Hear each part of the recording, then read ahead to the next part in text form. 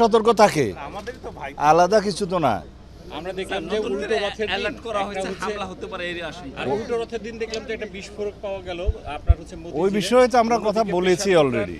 গতকাল আবার প্রেসার কুকারের মতো ঘটনা ঘটছে। এটা গতকাল না, আরো 2-1 দিন আগে। আপনারা কি মনে করছেন আসলে সারা দেশে বাদীদের কোনো প্ল্যান বা এরকম কিছু বা আপনাদের সতর্কতা? গতকালকে যেগুলো পাওয়া গেছে ওগুলো আসলে বোম না, পরে চিহ্নিত করা গেল যে ওর মধ্যে কিছু নেই।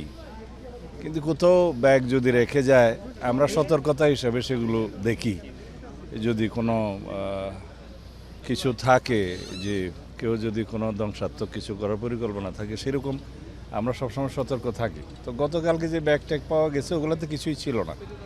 এর আগে একদিন একটা প্রেসার কুকারে জিনিস পাওয়া গেছে আশুলিয়াতে, সেটার বিষয়ে আমরা তদন্ত করতেছি, এর পিছনে কে থাকতে পারে।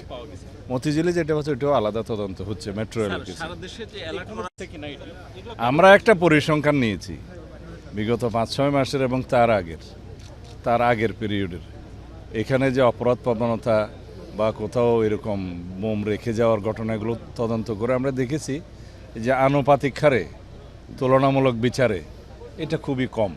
তবে আমাদের কাজ আছে, আমরা সবসময় সতর্ক থাকি, পুলিশ বাহিনী সতর্ক থাকি, এবং বোম ডিসপোজাল ইউনিট 24 আওয়ার্স আমরা রেডি রাখি। কোথাও এরকম কোনো নাশকতার কোনো পরিকল্পনা কেউ করছে কিনা। তবে আমরা এখনো পর্যন্ত যেটা দেখেছি সেটা আমাদের এখনো বিপজ্জনক কোনো পরিস্থিতির ইঙ্গিত দেয় না। তো আমরা সবসময় সতর্ক থাকি। কোথায় অ্যালার্টনেট জারি করা?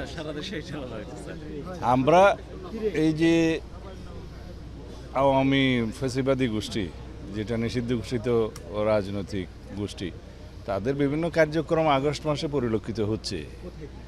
তো সেই জন্য আমরা সবাইকে সতর্ক থাকতে বলেছি। ধন্যবাদ।